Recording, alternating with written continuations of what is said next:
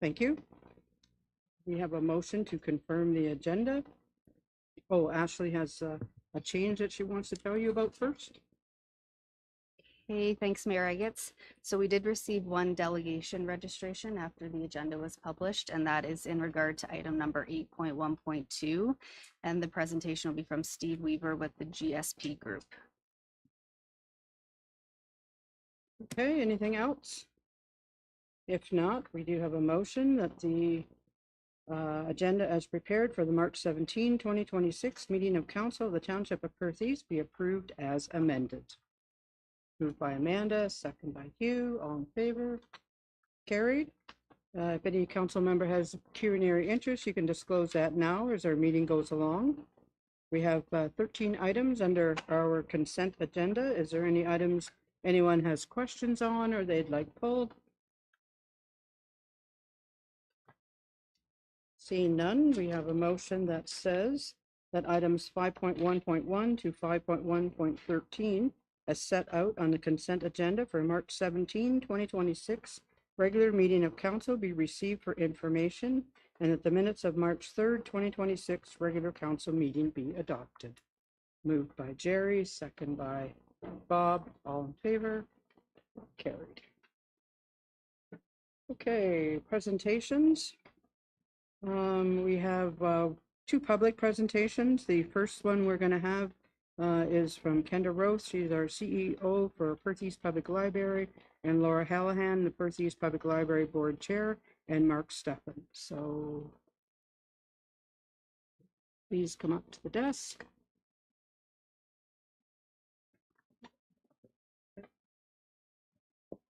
Welcome. It's nice to see all of you, and the floor is yours. Thank you. Good evening, Your Worship, members of council and staff. This evening, I'm here with Library Board Chair Laura Hallahan and Vice Chair Mark Steffen to share 2025 highlights of Perth East Public Library. Before sharing the highlights, we'd like to thank the council for your continued support over the past year and the new term. Your support has enabled the library to open its doors for almost 2,100 hours last year, which advanced key operational projects. As you know, the library plays a vital role in supporting education, community connection, access to information, social development, and as an inclusive space where everyone can gather, learn, and access resources free of charge. 2025 was a year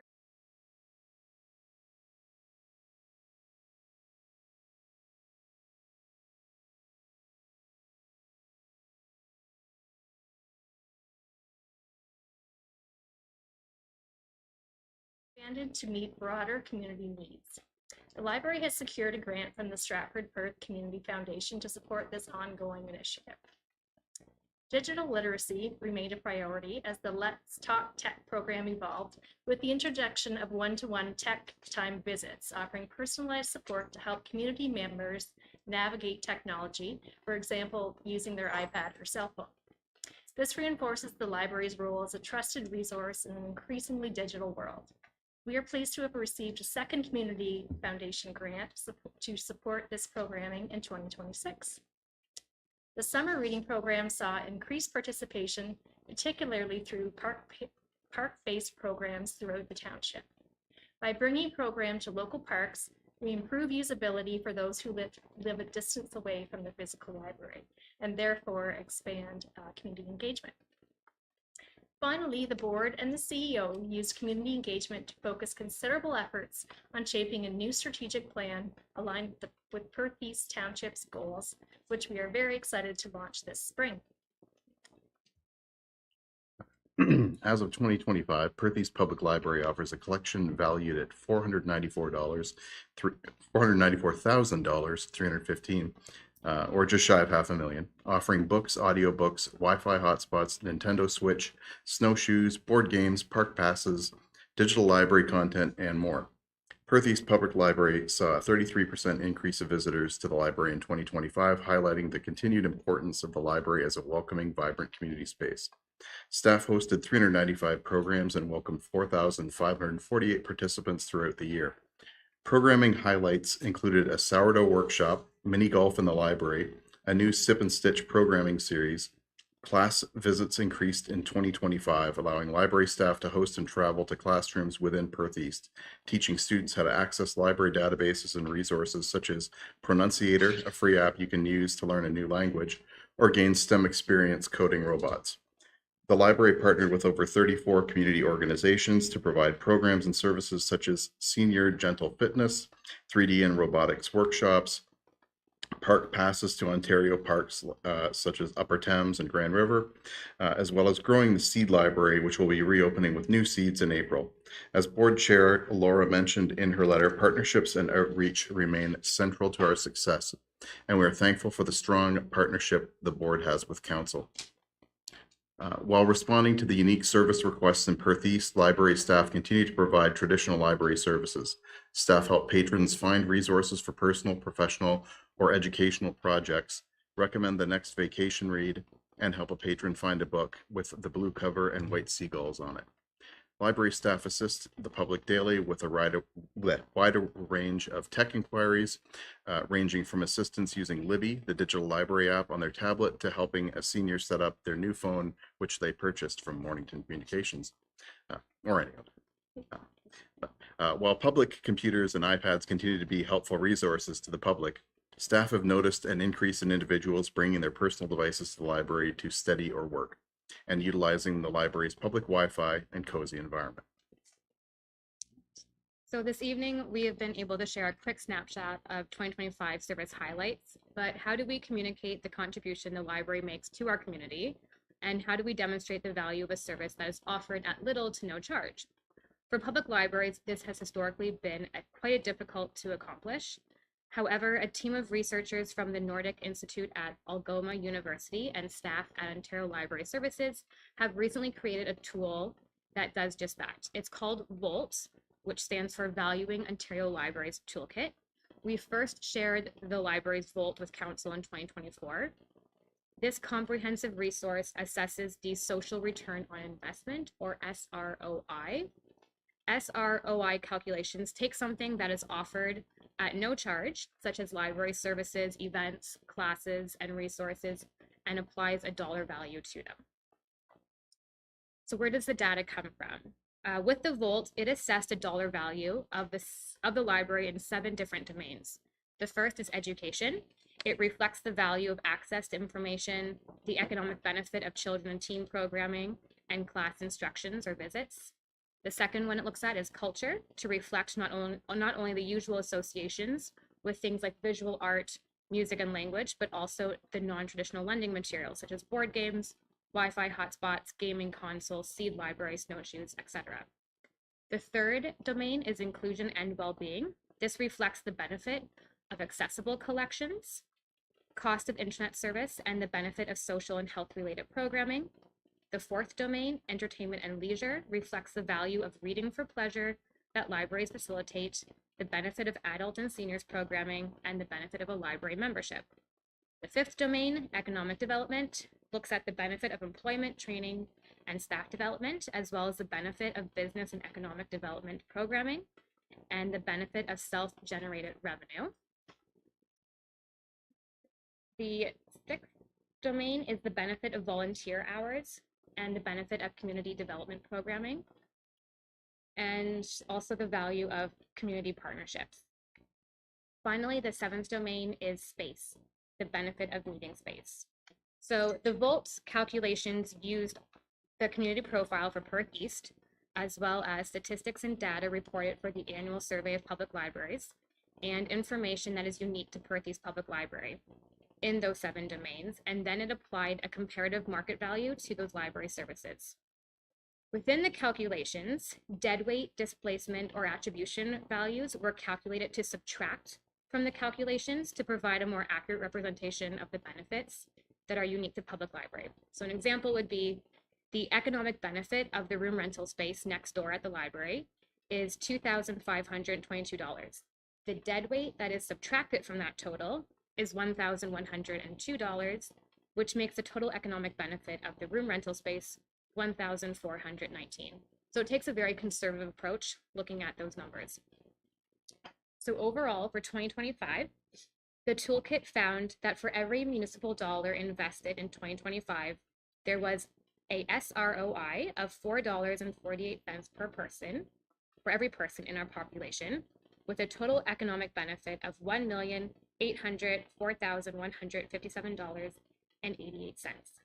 In a business setting, research shows that a good return on investment, or your ROI, is between 10 to 15%, making the SROI results for Perth East Public Library quite favorable. Another perspective you could look at is the annual benefit per resident. So if you divide that total economic benefit of $1,804,157 by Perth East census population from 2021, which was 12,595, that equates the value of library services at $143.23 per resident, or $438.75 per household.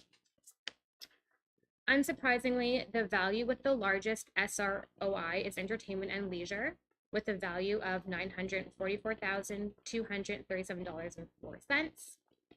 But there are also substantial impacts on the local economic development, the educational development, and of space. So lots of numbers to look at tonight, which is unusual from a public library setting, but hope the treasurer appreciates it. But besides that, thank you for your time and your attention. As mentioned by both Laura and Mark, we appreciate the collaborative partnership that has been built between the library board and council and township staff. Thank you so much. Okay, thank you. Just don't run away. Any questions from anybody in council? Hugh? Yeah, I was just wondering, your pantry, like roughly how many people a day or how many people a week would use that Venus and New service? For purpose, we don't actually tally how many people are using it, but we can tell how many products are being moved each week. So initially it started off as a way to supplement school lunches for students here in town, and now it's grown beyond that. So typically we're restocking that once a week though. Yeah, but we can kind of see people coming in, but for privacy reasons, we don't tally how many people are using it or document that. We just kind of look at how often we have to restock the granola bars, the apple sauces, or the dry pantry items like pasta noodles and sauces like that. Okay, anyone else? Amanda? Just wanted to say I really like how you've done the annual report, like the layout with all of the facts and figures, just like quantifying everything. So it's really helpful. So I really like, I think this is like the first time this exact format. I think you guys have done versions. So I really like that. But I just had a question. So there was 168 new library cards issued. Do we track like how many people from each ward are? Like, I'm just trying to get a sense of like for Ellis, if we don't track it, that's fine. But if we do, it would be great if I could get that information after the meeting at some point. I'd have to see if the software would allow me to kind of search by like address base, Okay. and then I'd have to kind of go line by line to sort it out because it's Perth County wide. I'd have to go patron by I patron, see. but I'll inquire about that for Okay. sure. Mhm. Just out of curiosity. Yeah. Thank you. Okay, Jerry? Thanks through you, Mayor. Thanks, Kendra and Mark and Laura. You did a great job. I sit on the library board as well.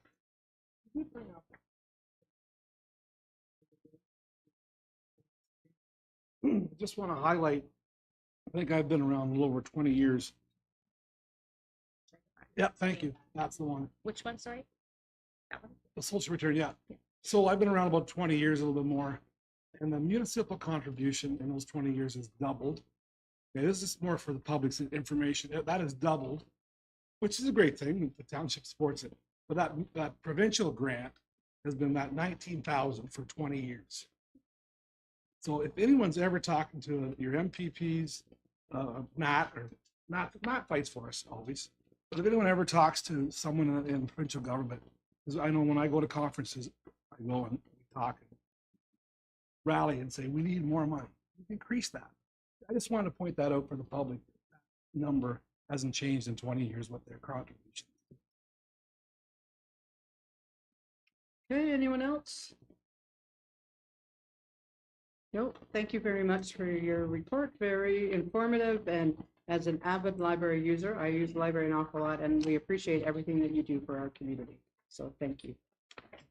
Okay, so I have a motion that Council of the Township of Perth East receive the presentation provided by Kendra Rose, CEO, Perth East Public Library, Laura Hallahan, Perth East Public Library Board Chair, and Mark Steffen, Perth East Public Library Board Vice Chair, regarding the 2025 Perth East Public Library Annual Report for information.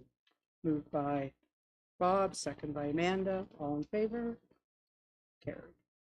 Okay, our next presentation with us tonight is Kim McElroy from the City of Stratford. She's a Consolidated Municipal Service Manager and Director of Social Services, and she's going to present to us our community safety and well-being. So welcome, Kim. The floor is yours.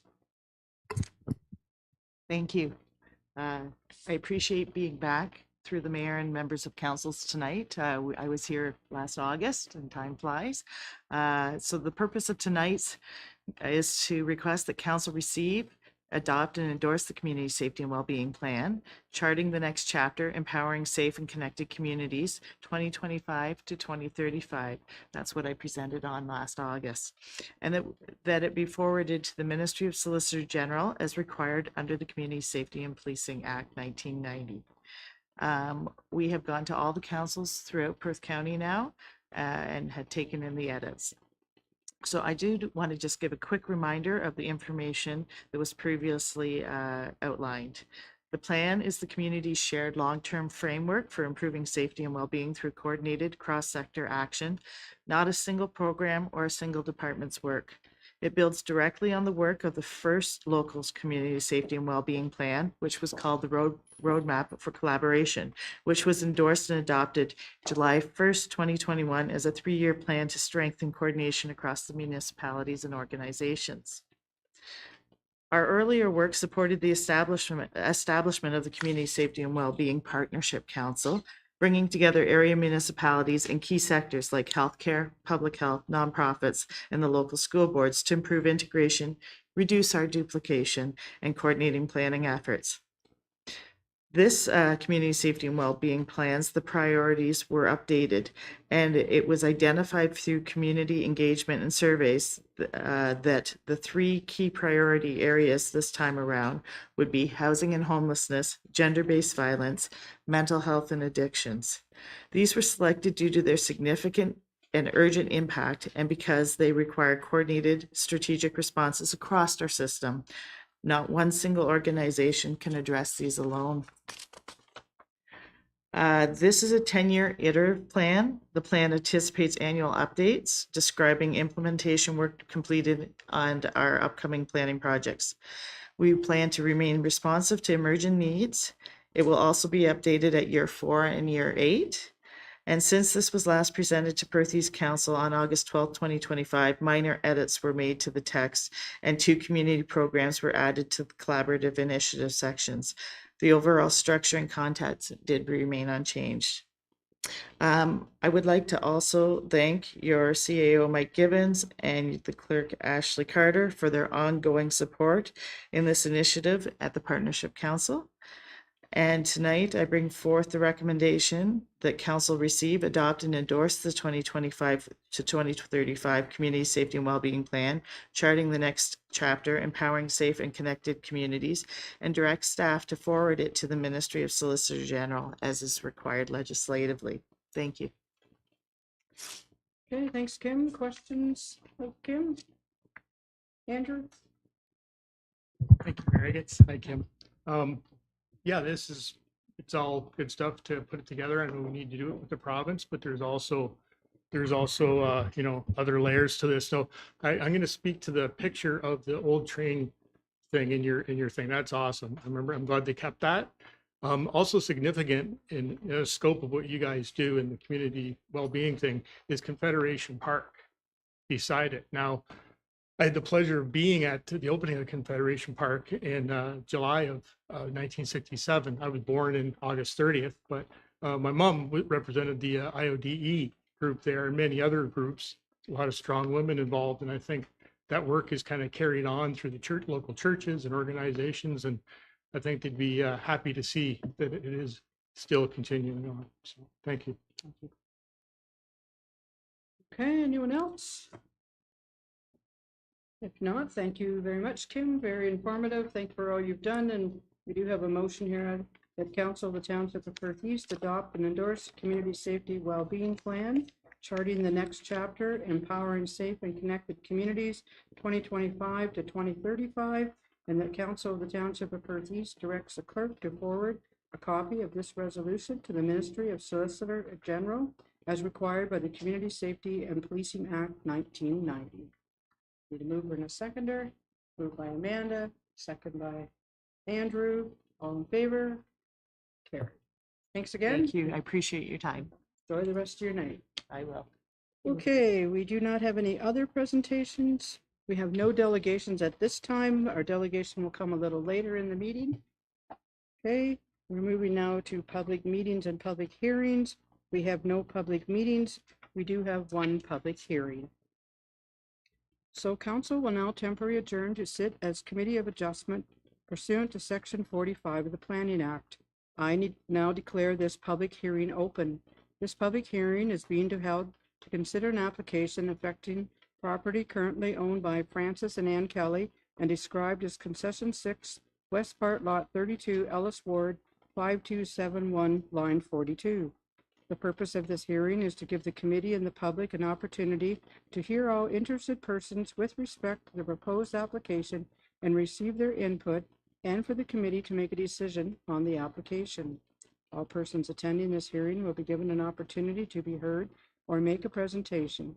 Committee members may ask questions for the purposes of clarifying the application, but are asked to withhold comments on this application until all present have been given an opportunity to be heard. Any person who wishes to receive written notice of the decision made by the Committee of Adjustment is asked to email their name and mailing address to the Secretary Treasurer at this time.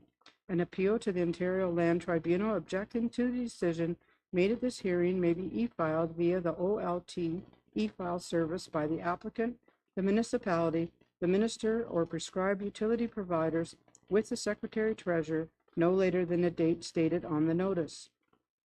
No written notice, except as previously noted, will be given unless requested at this time. I will now call on our planner, Jeff Bannon, to present the planning report and recommendations. So welcome, Jeff. Good to see you. Yeah. And the floor is yours. So minor variance application is MV 02-2026. It was submitted by Francis and Ann Kelly for the property at 5271 line 42. Subject lands are approximately 20.8 hectares in area and currently contain a single detached dwelling, a livestock barn, and 2 accessory buildings on agricultural lands that are in crop production.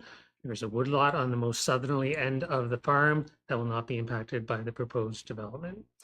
Owners are requesting to reduce the minimum interior side yard width for buildings and structures accessory to the agricultural use from 10 meters down to 6 meters to allow for the construction of a 670 square meter agricultural accessory structure that is intended to be used for farm-related storage. Subject lands are designated as agriculture with natural heritage features overlay in the official plan. Area designated with the natural features overlay is located at the rear of the subject lands and is not intended to be impacted by the proposed development. Property zoned as agricultural zone in Natural Resources Environment Zone 2 in the zoning bylaw.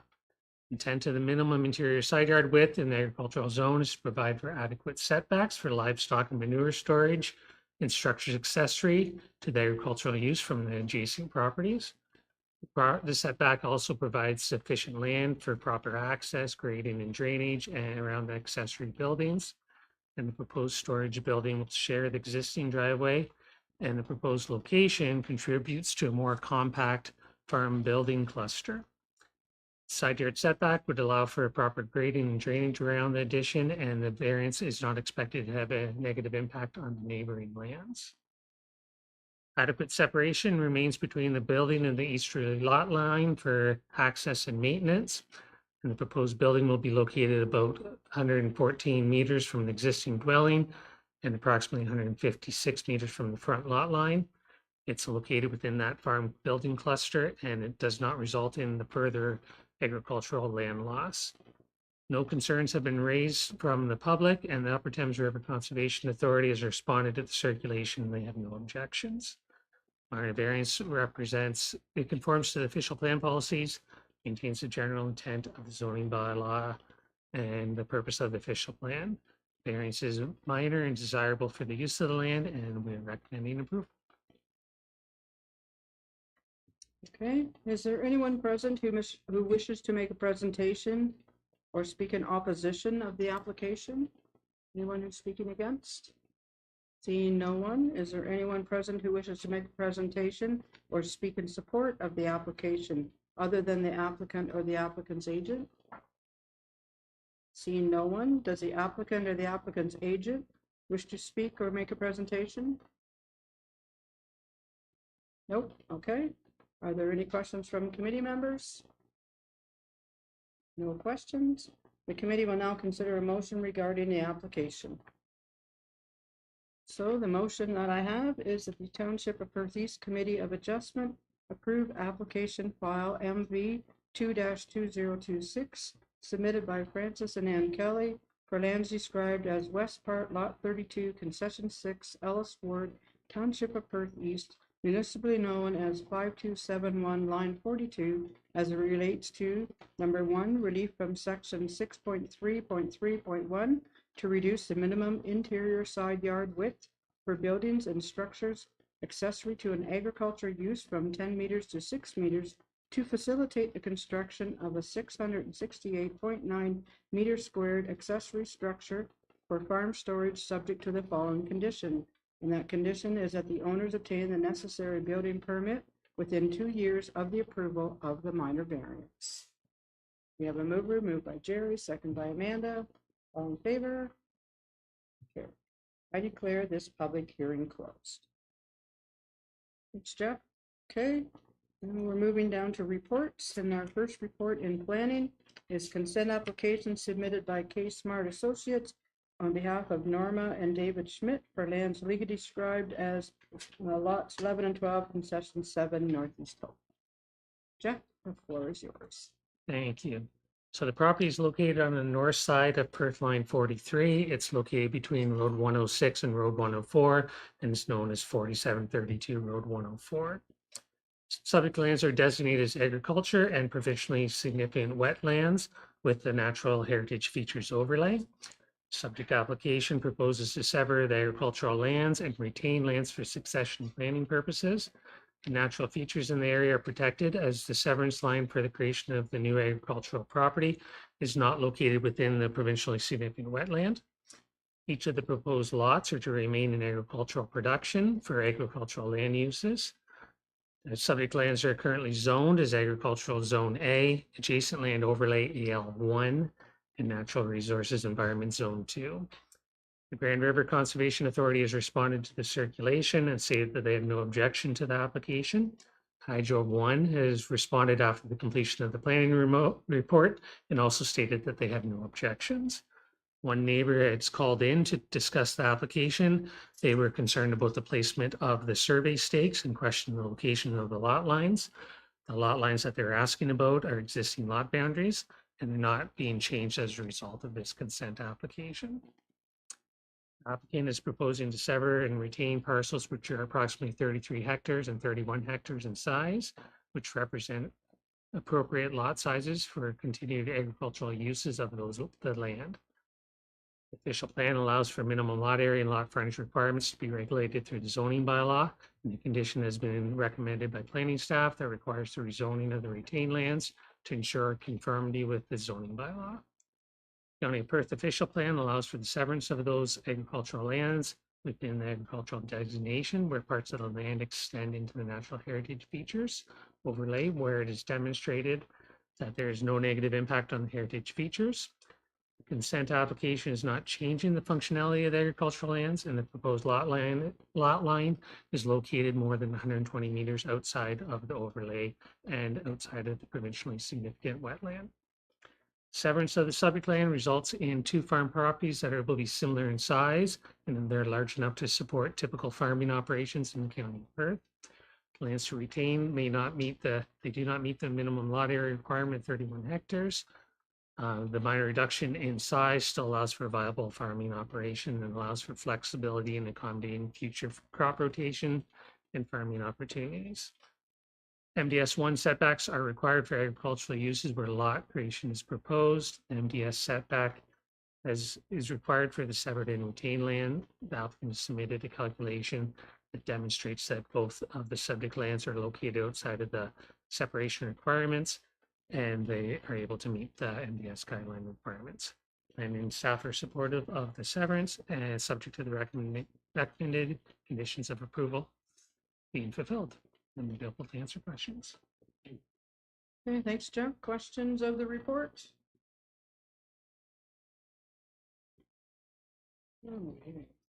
See no questions. We do have a motion. I will try to condense some of the points because there are quite a few. But anyway, the Council of the Township of Perth East received the report entitled Consent Application B56-25 submitted by K Smart Associates Limited on behalf of Norman David Smith for lands legally described as part lots 11 and 12, concession 7, Northeast Tope Ward, 4732 Perth Road 104 for information.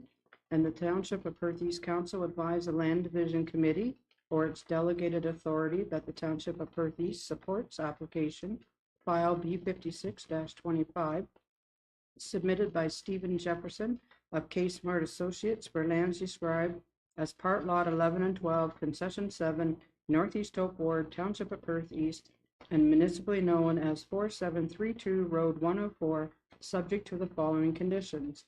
Perth East has 5 conditions.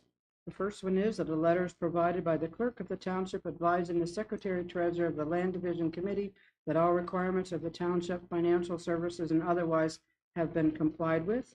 Number 2, that the apportioned schedule for the municipal drains in this area will be reviewed and updated if necessary to the satisfaction of the township. Number 3,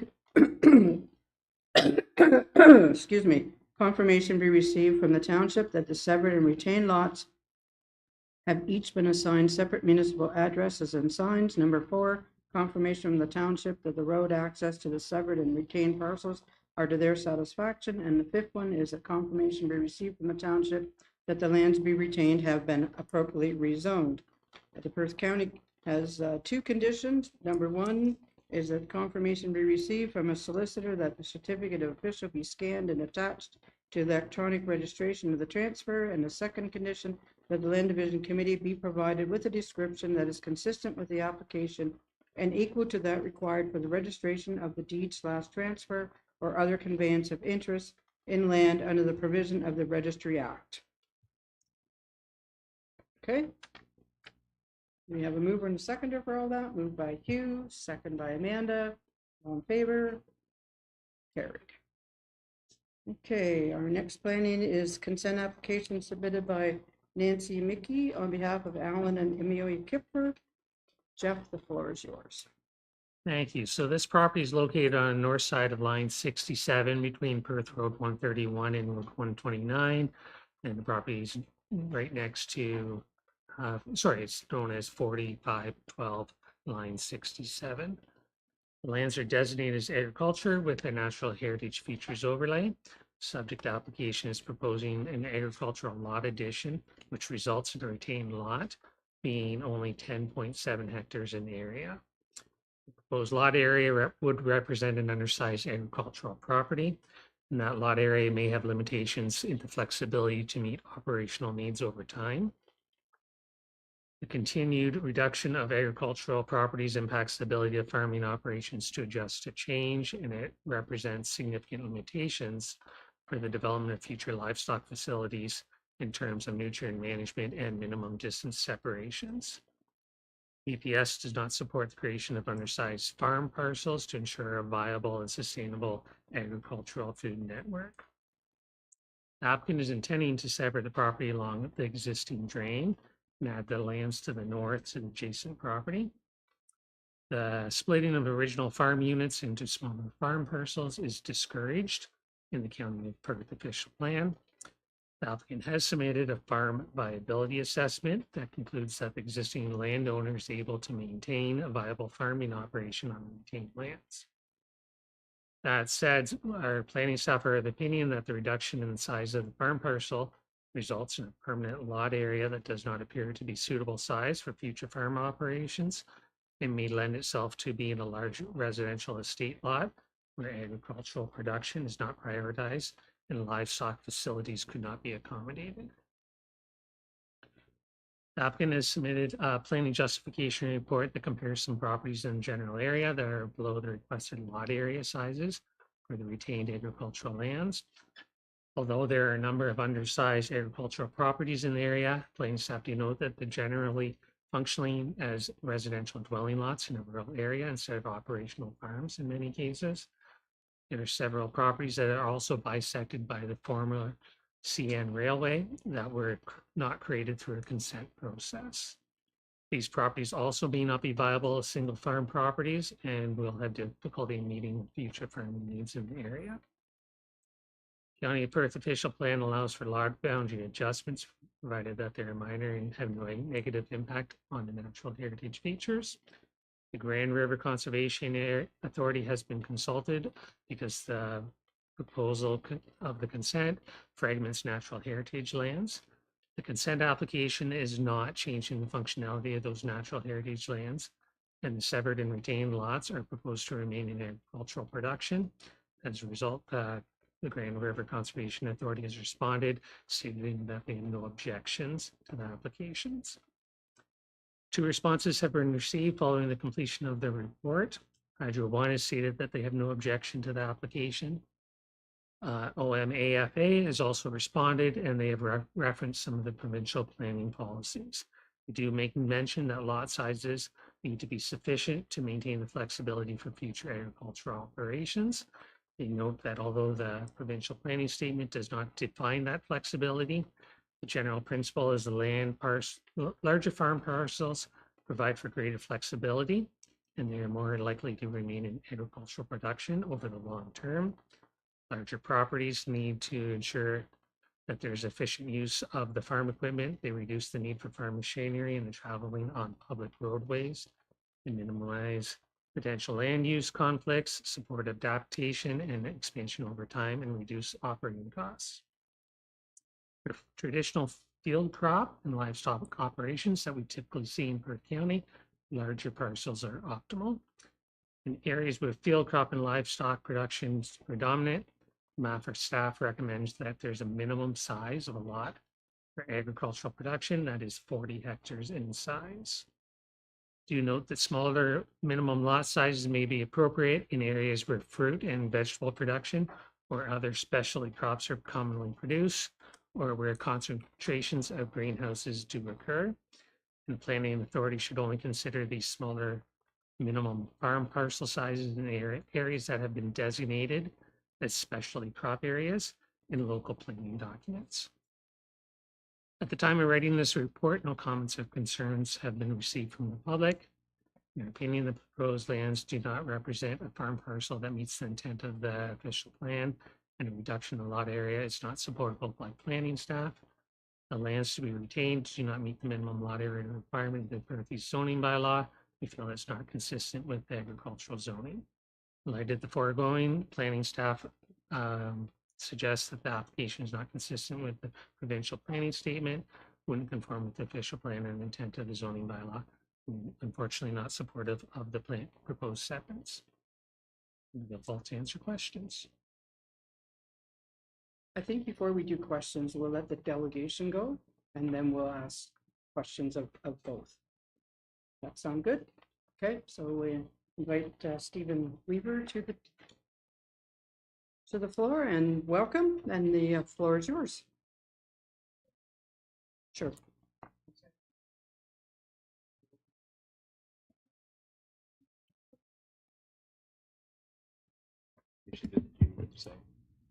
Through the mayor, that's correct, yes. So we received correspondence from them on Friday. They suggested that farm property should be of the size of 40 hectares. Before you start, I have one question. My brain computes in acres, not hectares. So could you convert it, please, that I have a better idea what you're talking about? Yeah. Okay, It's 2.5 acres per hectare. yeah, I know, but, Ish. Yeah. okay. Okay. Welcome, Steve. The floor is yours. Thank you, Your Worship and members of council. Thank you for the opportunity to speak. Just before I run through our presentation, I do want to introduce a few people who are here with me tonight, starting on the your far left, or my far left. Mike Sarah is a planner in our office at GSP Group, helped with preparing the planning justification report. Nancy Mickey is the applicant. Alan Kipfer is the owner of the property next to her. And Carl Kipfer, his son, is the owner of the property that would receive the land to be severed.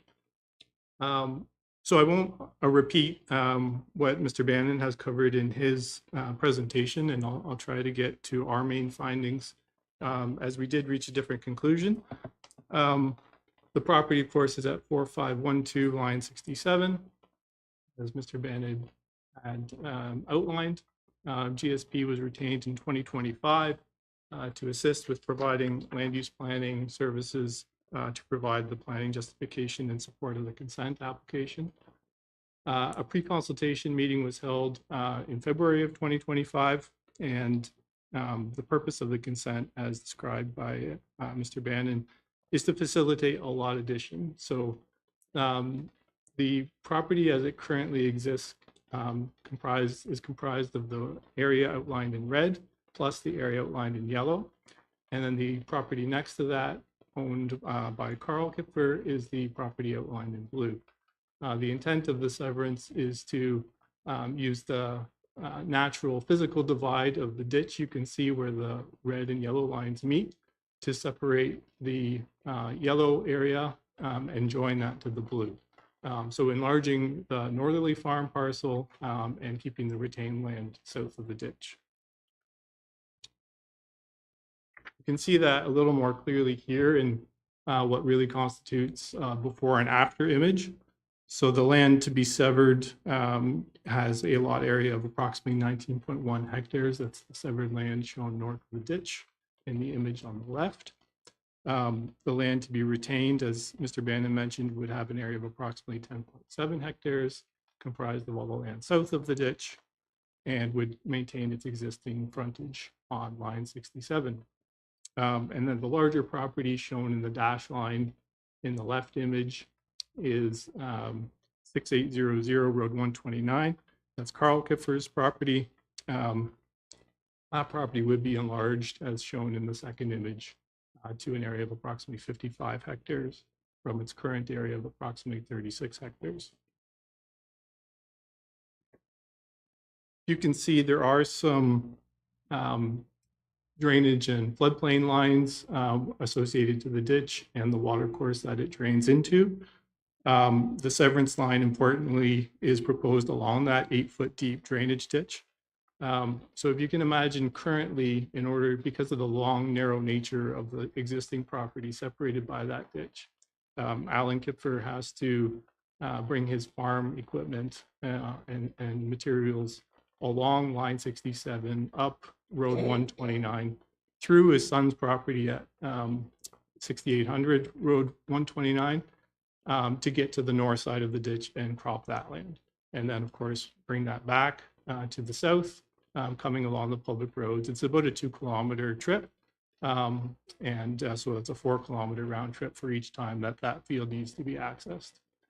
With the severance, what that will allow is that the new 55-hectare enlarged property will have direct access to that north field without having to cross that existing ditch. There already is a crossing of the creek, and that would be fully usable on the enlarged property. So it does improve the efficiency of the two operations. It does mean that there's less use of the public road for farm equipment, and it really creates a better situation for the two farmers. So that's a key part of the rationale. We obviously looked at the surrounding context as well.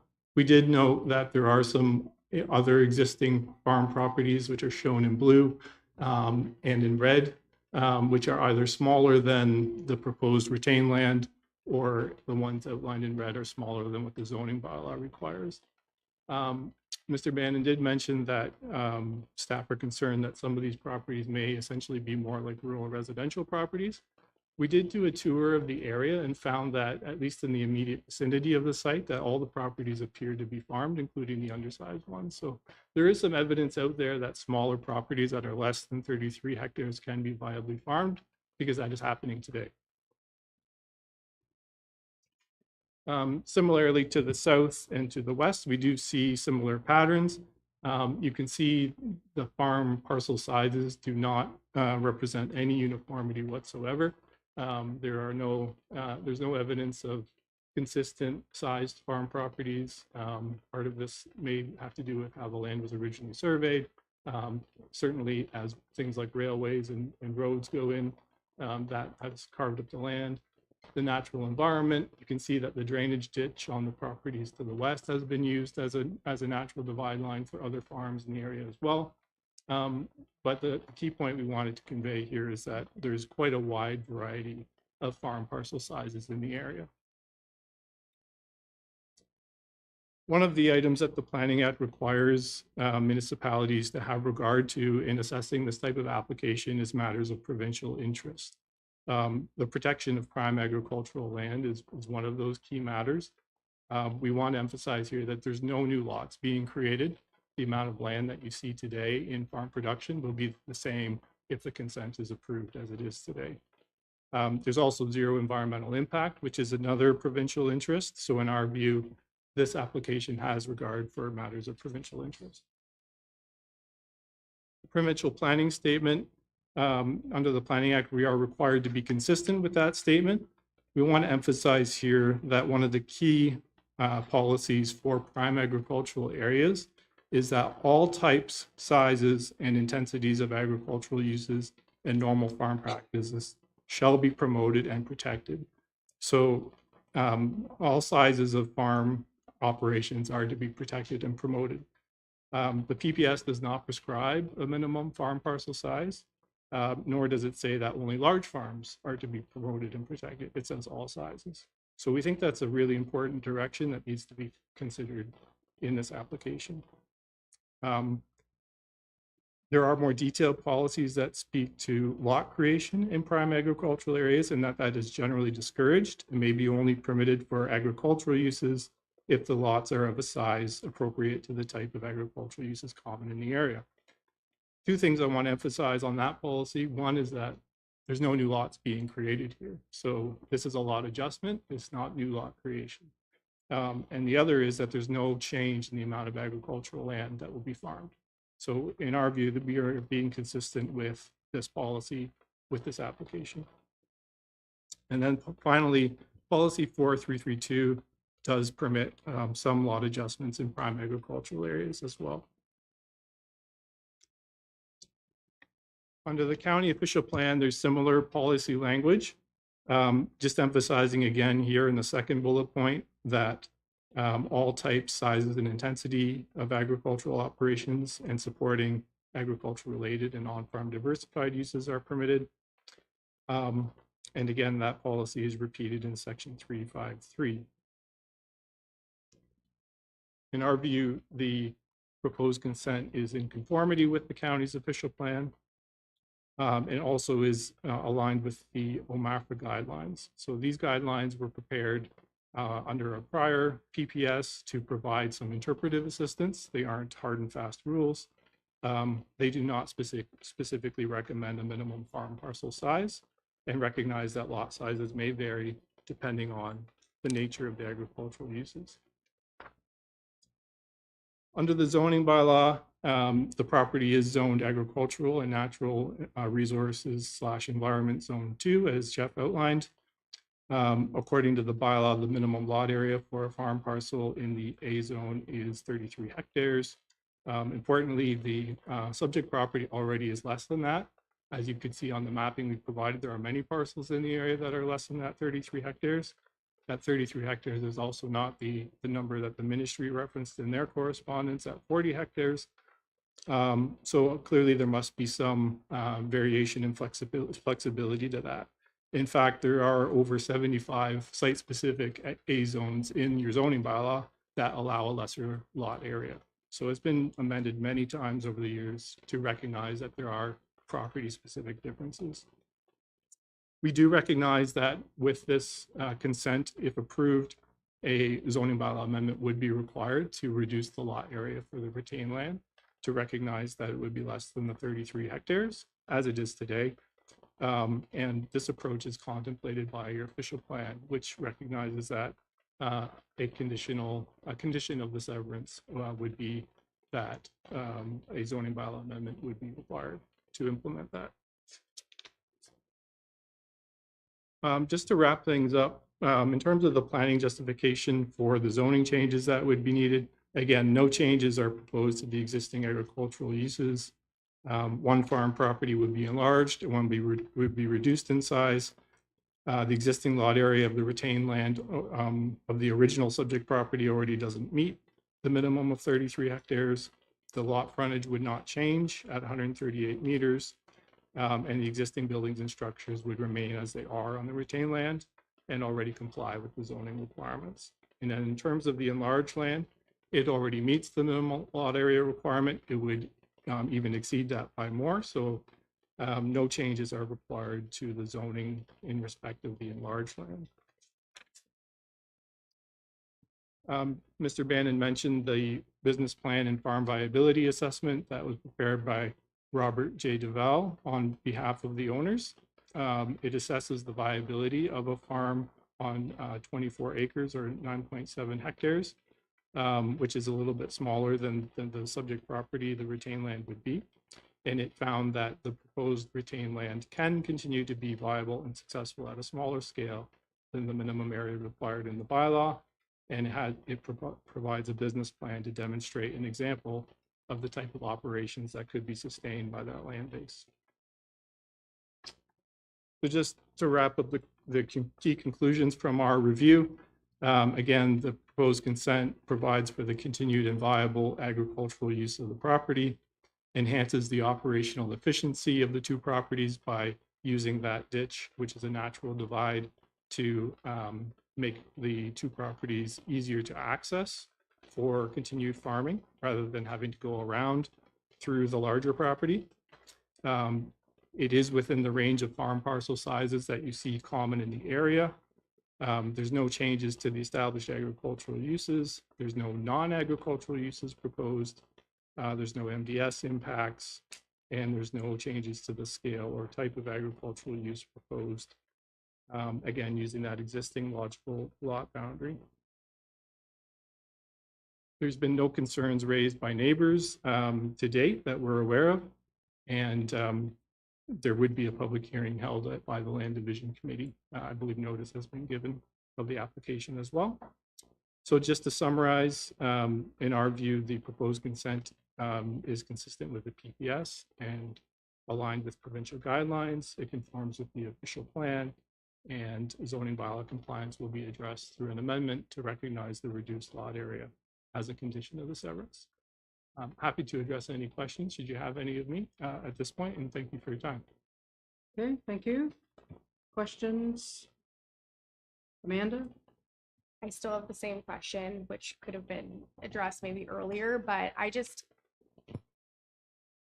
was it communicated to the applicant or the applicant's agent prior to coming tonight that you're recommending not supporting it?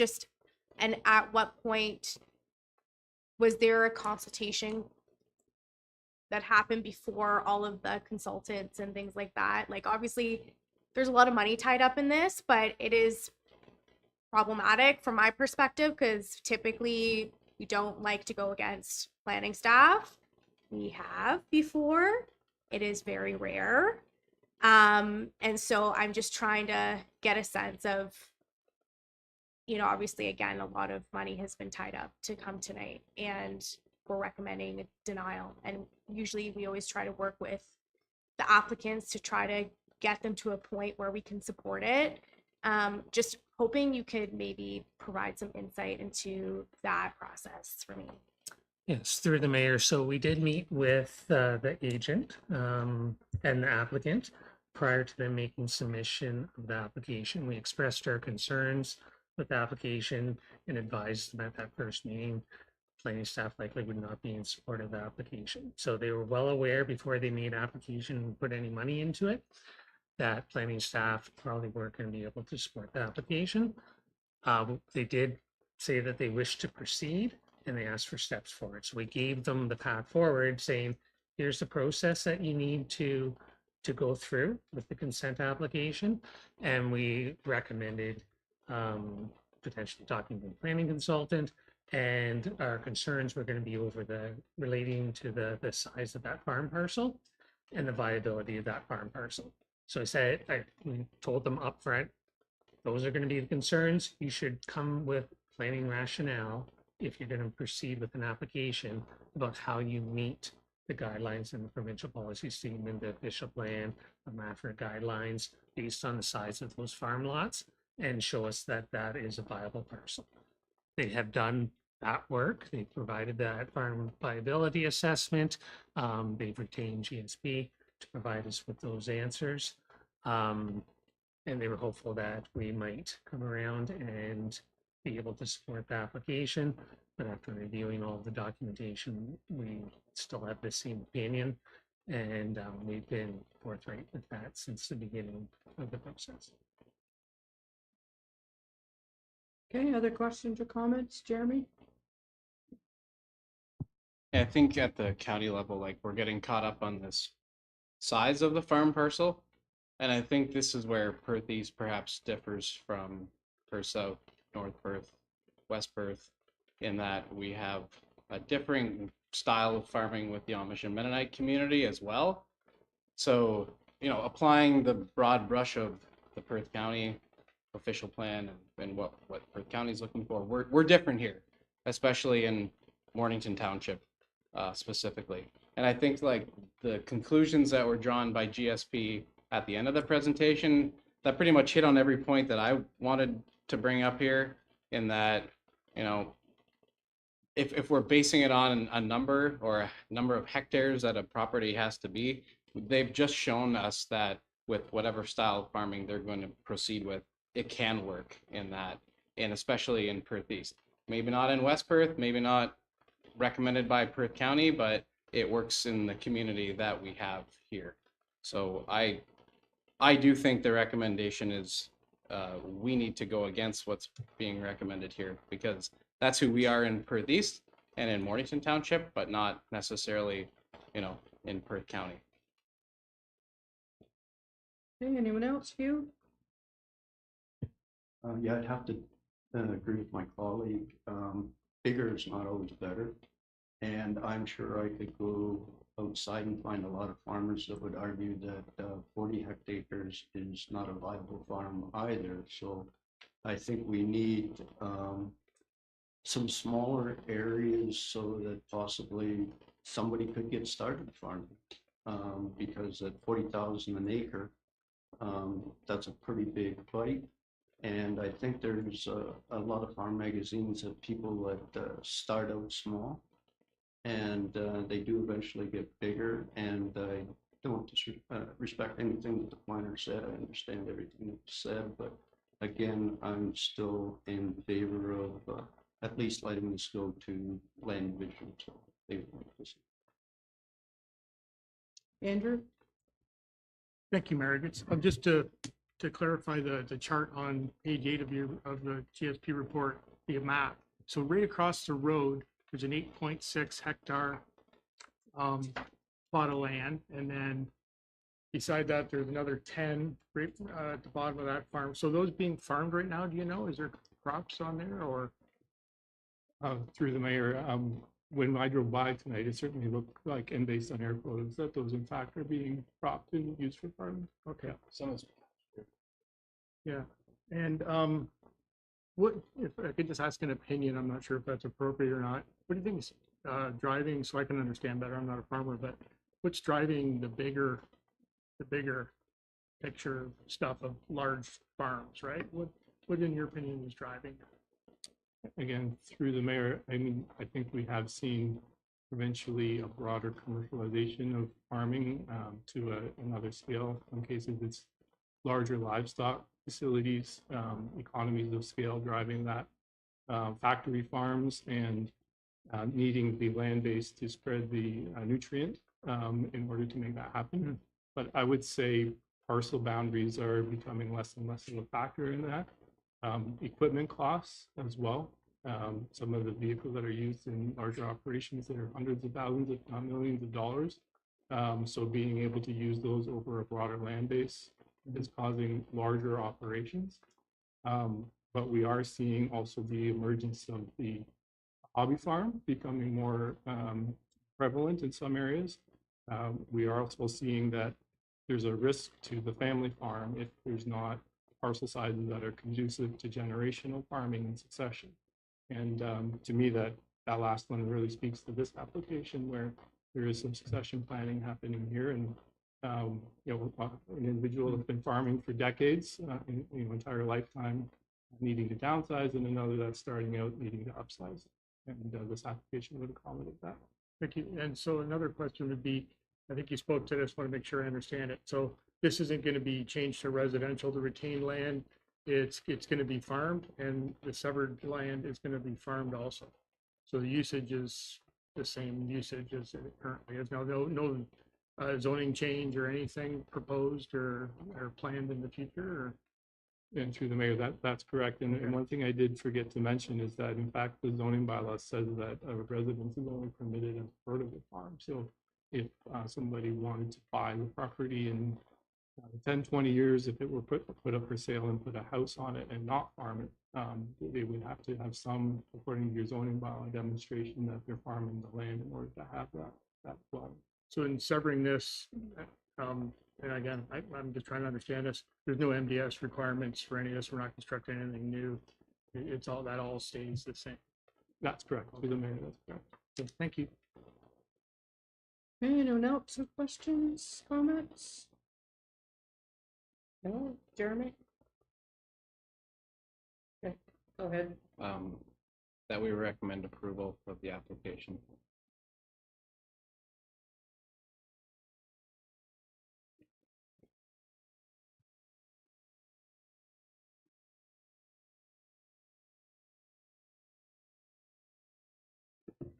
Okay. Yep. Okay.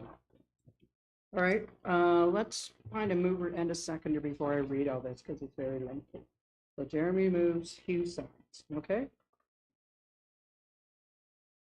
And the motion is that Council of the Township of Perth East receive the report entitled Consent Application B58-25 submitted by Nancy Mitchie on behalf of Alan and Emmeline Kipfer, affecting lands described as Part Lot 9, Concession 5, Mornington Ward, Township of Perth East, municipally known as 4512, line 67 for information, and that the Township of Perth East Council advise the Land Division Committee or its delegated authority that the Township of Perth East supports application file B58-25 submitted on behalf of Alan and Emmeline Kipfer for lands described as Part Lot 9, Concession 5, Mornington Ward, Township of Perth East, municipally known as 4512, line 67, subject to the following conditions. And I have 4 conditions for the Township of Perth East.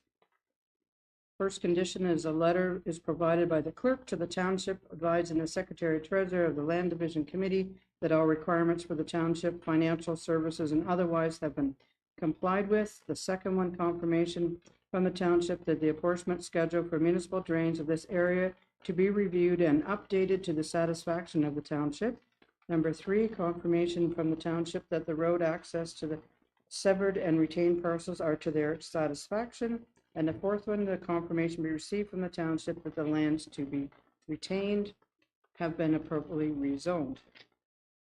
And the county conditions are, number 1, the confirmation be received from a solicitor that the certificate of the official will be scanned and attached to the electronic registration of the transfer. And the second one is solicitor undertaking shall be received, which shall be to the effect that at the time of the registration of the transfer, to which the certificate under Section 53 of the Planning Act is affixed, the names of the owners of the abutting land to which this parcel is being joined is the same as the transferee as in the said transfer. And that a solicitor undertaking be received by the County of Perth to the effect that the severed parcel be added as a lot addition to the abutting parcel described as concession 5 North Part Lot 9, RP 44R 3256, parts 3 to 6 RP 44R 3500, parts 5 to 8 RP 44R 39 to 21, part 2 Mornington Ward Township of Perth East, and that section 50 of the Planning Act shall apply to any subsequent conveyance or transfer of the severed parcel. Confirmation be received from a solicitor that the resultant lot, the severed land, and the land to which to be is added will be encumbered by the mortgage as one lot at the time of registration of transfer, or that there is no outstanding mortgages or encumbrances of the land to be consolidated, that the undertaking be received from a solicitor that severed parcel and benefit lands will consolidate under land titles onto one PIN, and that an undertaking be received from a solicitor that the lands be retained will be consolidated under land titles onto one PIN, and the Land Division Committee be provided with a description that is consistent with the application and equal to that required for registration of the deed/transfer or other conveyance of interest in the land. And if it has been determined that the subject property is a whole lot of an original township plan of survey, an exemption order cannot be provided by a land registrar, satisfactory proof of same shall be provided by a solicitor with confirmation stating that the reason why an exemption order cannot be provided. We do have a mover and seconder. We have Jeremy and Hugh. Are there any more comments or questions? Bob? I do think this motion captured the uniqueness of this area and for these. Throughout the years, we've always accommodated this area. It's slightly different than others. I would hope the Land Division Committee recognizes that as well. This was an application to add an industrial use on the farm. This was an application for a farmhouse difference. It would be approved. So I don't think the policy really recognizes the uniqueness, and I would be supportive of this family. This minor change in the layout of the farm. Okay, anyone else before I call the question? If not, all those in favor of the motion? Carried. Okay, thank you. We're now moving on. Our next application is a consent application submitted by Keith and Marjorie Brickman for lands legally described as West Part Lot 24, Concession 7, Ellis Ward, and I believe we have Aubrey with us tonight to make the presentation. So welcome, Aubrey. It's good to see you. Thank you, Mayor Agates. Good evening, Madam Mayor and Council. The consent application B0126 has been submitted by Matthew Orchard on behalf of Keith and Marjorie Brickman, the lands municipally known as 4942 to 4956, line 42. The applicant is proposing to sever a surplus farm dwelling resulting from a farm consolidation. The consent application intends to sever a lot with an area of approximately 0.32 hectares or 0.79 acres, occupied with a single detached dwelling, an attached garage, and accessory structure.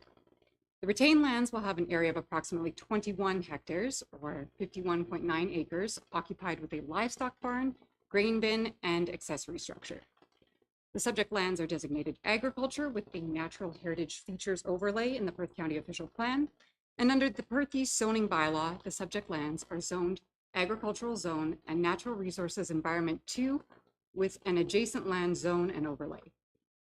Under Chapter 4 of the Provincial Planning Statement 2024, it states that prime agricultural areas and natural heritage features shall be designated and protected for long-term use.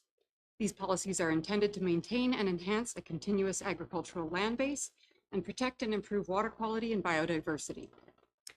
Lot creation in prime agricultural areas is discouraged and is only permitted in accordance with the provincial guidance for a residence surplus to an agricultural operation. The surplus residential dwelling will require a rezoning of the severed lands for the parcel to conform to the zoning bylaw, And the retained lands will also require a rezoning to prohibit any new permanent residential dwellings. Both requirements are within the conditions of the report. Planning staff are satisfied that the subject application meets the requirements of the provincial planning statement and the Perth County official plan for the following reasons. The proposed residential lot is limited in size and minimizes the removal of prime agricultural lands. The applicants have 2 farm properties, both containing a habitable dwelling. The subject lands to be severed contain a residence that is habitable and meets the 10-year minimum requirement. There is no previous separation of the subject lands for residential purposes. MDS 1 setback requirements have been satisfied between the farm dwelling on the severed parcel and the livestock structures on the retained parcel. And the proposed development does not negatively impact protected waterways and natural features of biodiversity. Planning staff have included conditions to the application to keep consistent with the provincial planning statement and conform to the Perth County official plan. Public notice was provided to the neighboring property owners on February 17th, 2026. One concern was received inquiring about MDS setback requirements for this application. The required minimum distance separation setbacks have been met and the concern has been resolved. The application remains uncontested. Bell Canada and the Upper Thames River Conservation Authority have also provided comments that they have no objections to the proposed consent application. Planning staff are supportive of the proposed severance subject to the conditions of consent approval being fulfilled, and therefore the approval of the consent is recommended. Happy to answer any questions. Okay, thank you. Questions of the application or the report? Hugh? Did you say that even though we're not building a new house here, we're just doing a severance, that you would have to do MDS calculations because it's being created? That is correct. Yes, there would be one MDS 1 calculations. Okay, anyone else?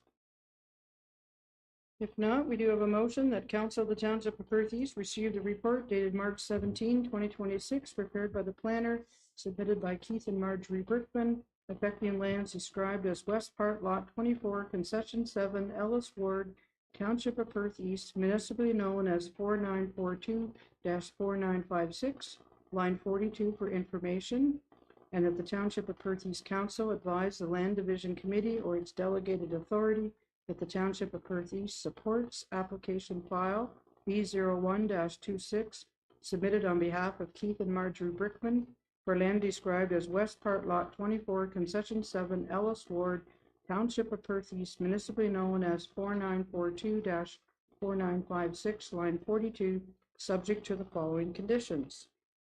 And Perth East has 6 conditions, and I'll just give you the short form of them. The first condition is a letter is provided by the clerk of the township advising the secretary treasurer of the Land Division Committee that all requirements for the township, financially, services, and otherwise have been complied with. The second one, the owners provide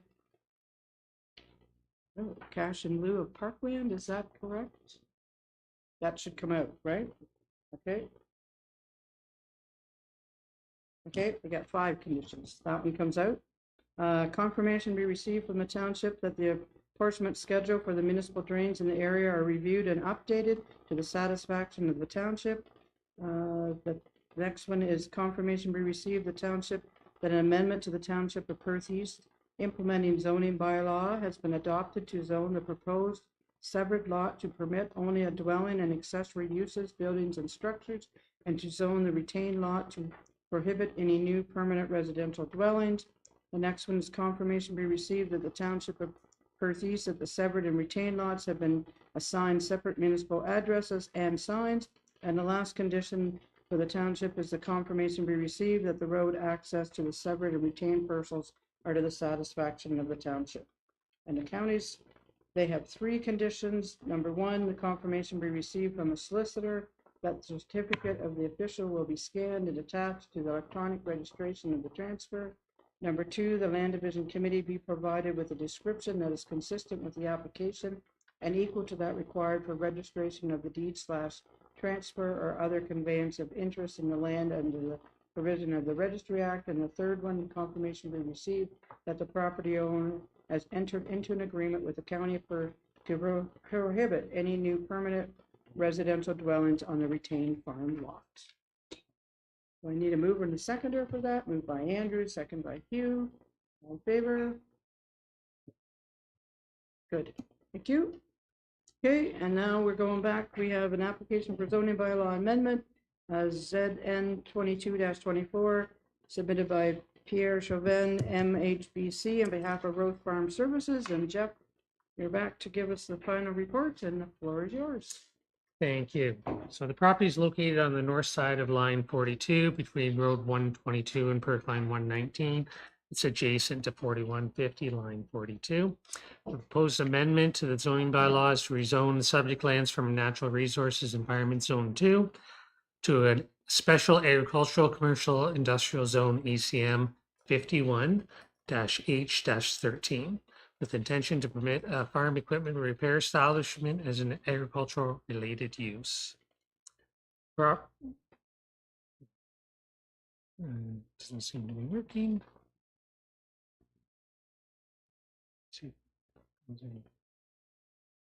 Are you able to advance the slides? There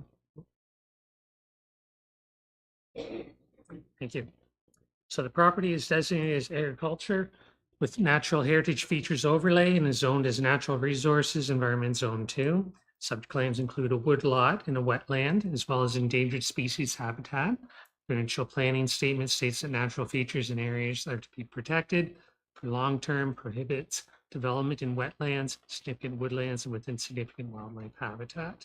So to allow development within the protected area, the impacts are required to be evaluated and studied to show that there's no negative impacts on the protected natural areas and their ecological functions. To satisfy those policies, the applicant submitted an environmental impact study to support the application, and a peer review of that EIS was also undertaken. Next slide, please. Planning staff have reviewed the recommendations of the EIS and the peer review. There's a few outstanding issues that needed to be addressed that we feel that most of those can be accommodated through the detailed site plan design, and one of them through a holding provision. So the environmental impact statement suggested that a 10-meter buffer is provided to the woodlot. And also, in order to accommodate the proposed development, 116 square meters of woodland needs to be removed. The recommendations of the EIS suggest that the developer create an additional 116 meters of woodland to offset the woodland loss. Through detailed site plan design, a tree inventory and preservation plan will also be completed, and a wetland water balance is required. The study also recommended specific lighting to show that lighting is directed away from the woodland. Also, that emergency spill kit is being provided, and the stockpiling of construction materials and the washing of vehicles do not take place within 30 meters of the aquatic features. Again, these recommendations can all be addressed through the detailed site plan design once we get to that stage.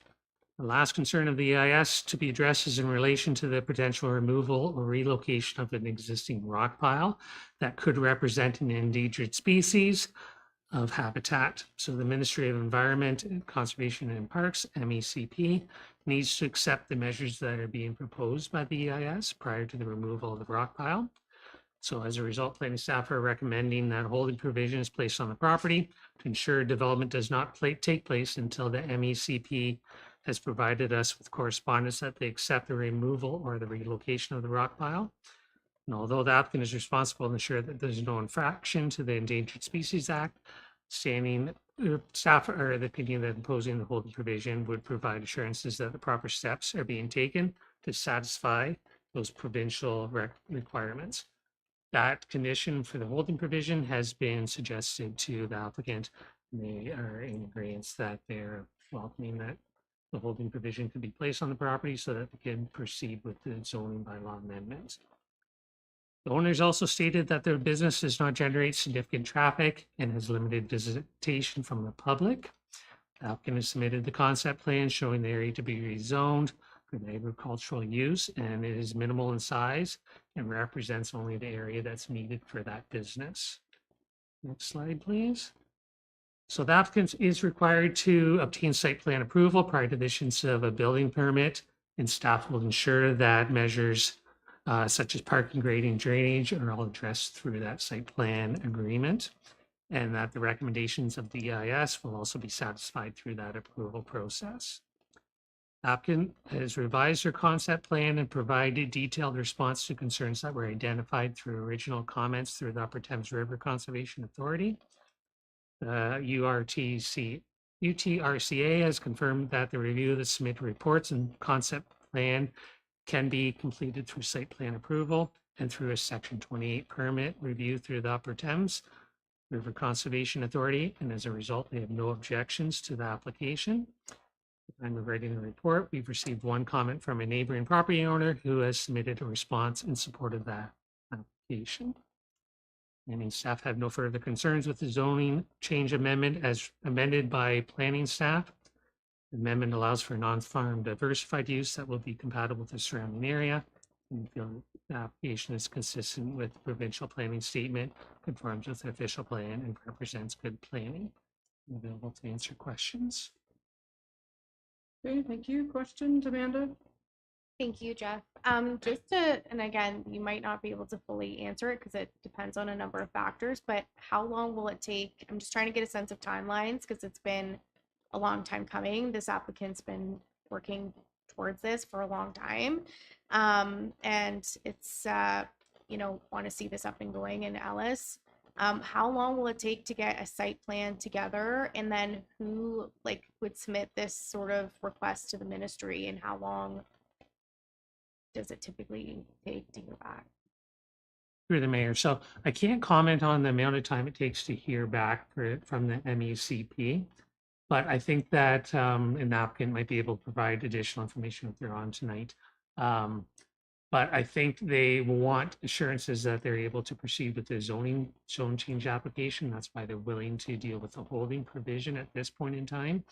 There's two options available to satisfy the MECP. So the applicant either provides a professional opinion that they do not have to go through that there's no endangered species being found within that rock pile, and that they don't need approval through the MECP, or they provide the information to the MECP, and then MECP provides us with a confirmation that the measures that they're undertaking through that environmental impact statement or study, that those measures are sufficient to ensure that the endangered species is being relocated to another location. I believe that they are waiting for the spring in order to do the assessment on that rock pile and to determine whether there's any sort of endangered species, but they didn't want to wait any longer to deal with the zone change process. And that's why they asked if we could proceed with dealing with the application tonight and with the recommendation of the holding provision. So if they get approvals through the MECP, they could have the holding provision lifted at future council meeting in a short order. There's no further notice that needs to be provided to lift that holding provision. The site plan process itself would take roughly about a month and a half to go through that process once we have the application in front of us. But that hasn't been submitted to date because I believe they wanted to ensure that they got the zone change taken care of before they incurred any additional costs relating to a site plan approval, and presumably having to throw away those costs if, for whatever reason, the application wasn't approved by Northeast Council for the zone change. Just sorry, one more question regarding the species. There's been obviously some legislative changes regarding species. I mean, is there anything in the new legislation that would help expedite it? Because essentially, we're guessing that there might be species in a rock pile. It's hypothetical. Through the mayor, I think the endangered species that is of concern in that rock pile is bats. And they haven't identified if there's actually bat habitat there or not yet. The EIS suggests that you can move that rock pile and relocate it, but you have to relocate it during certain periods of the summer or the spring when they're not nesting. So I'm not an ecologist, so I can't tell you with certainty the changes that have been made to the Endangered Species Act, but it has been submitted from an ecologist and peer reviewed. They have not identified any other mechanisms in place to avoid having to go through this last step. The last step is the MECP. My understanding is the applicant didn't proceed with providing that information to the MECP yet because they haven't done the analysis. Once they do the analysis, they'll either determine that it doesn't need to go to the MECP, or they'll submit it to them to allow them to move that rock pile at a certain period of time in the year that's acceptable through that EIS. Okay, before I ask for any more questions, Mike's got something he's going to add. I just wanted to, Mayor, just speak as it relates to the process itself. I think Jeff laid out that the idea of the hold has been circulated with the applicant. The other option the council could consider, and I've discussed this a little bit with Jeff, and something I think this council has done before, is consider maybe giving first and second reading to the bylaw, not including the hold, and wait for third reading until the issue with the MEC has been addressed. The holds it's a common practice, and I'm not trying to suggest it isn't. First and second reading avoids having the applicant go through another process as it relates to removing the hold. So it's just an option for council to consider. I'm just putting it forth. I spoke to Jeff a little bit about this as well. It's an option. The hold is more holds. I guess I would say, for lack of better terminology, but I think we are quite comfortable that the applicants are going to proceed in terms of the steps required of the MECP, and that's it's just a matter, and that's assuming the council support of the application. If not, then that comes off the table. But just something the council consider. Amanda? Just to question what Mike just referenced, is there a proposed motion written up for that, or no? That option? No, there's not a motion written up. Even the one that's in here just says we're approving the zoning bylaw. There's nothing in it, the motion, to say. Because this how would essentially help maybe expedite it a little bit. Yeah. Potentially, yes. Yeah. And yeah, the way the recommendation is written is for council to approve the draft bylaw. The draft bylaw includes the whole provision within the bylaw. So if council were to change, they could basically remove that portion from the proposed bylaw, if that makes sense, and then just give first and second reading to that. Okay. Yeah, got it, thanks. Okay, other questions, Hugh? Yeah, reading through this, and you read through the environmental stuff, it's kind of disconcerting that the fact that from about April the 1st till about December and November, they're not supposed to do anything, like not disturb anything, but yet they're supposed to build during the dry months. And I did look up what that stupid animal was, and it is a bat. And I'm too bad you guys, when you bought that property, you didn't get a backhoe in and bury that stuff. But anyway, I'm supportive of us.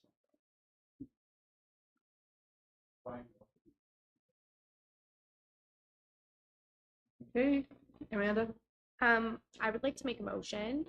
Are we done with questions? Does anybody else have questions?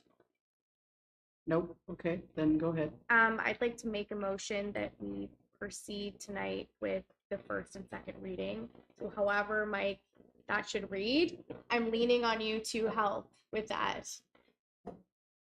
I appreciate the faith, but I had conversations with the clerk before, so I think we're somewhat prepared that it would just be removing the whole wording that's in the zoning bylaw, but giving first and second reading of that bylaw.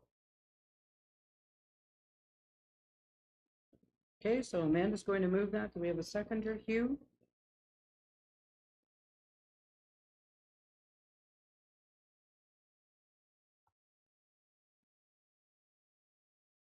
Let's give Ashley a second here. She's frantically writing.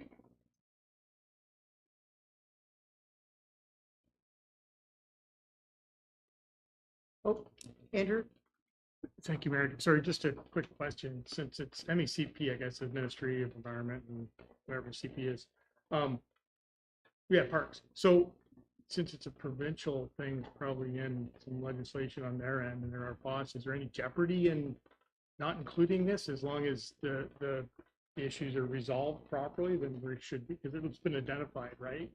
Not that this isn't a great project, but To be blunt, yeah, there is some risk that the ministry could come back and suggest something, but based on the information that we have in the EIS, there are opportunities, even if it's designated that there is this endangered species, there are things that the applicant could do to move it to allow it to still proceed. so I it's think not a that- hard no. Yeah, I think, Okay. I feel pretty confident that it won't be a hard no for the ministry. Okay, so we have a motion that the Township of Perth East Council receive the report dated March 17, 2026 for zoning bylaw amendment ZN 22-2024 submitted on behalf of Roth Farm Services, Inc., affecting lands described as Part Lot 4, Concession 7, Ellis Ward, Township of Perth East for information, and that council remove the proposed holding provision, and that council give first and second reading to bylaw 222-2024. And we had Amanda move that and Hugh seconded. Any more questions? All those in favor? Carried. Okay. Moving on, we have nothing for the CAO, nothing for the clerk. Under finance, we have development charges, reserve funds. Paula, the floor is yours. Thank you, Mayor Agates. Before council tonight is the annual report on development charges for 2025. During 2025, $877,641 was utilized from the development charges for capital growth projects.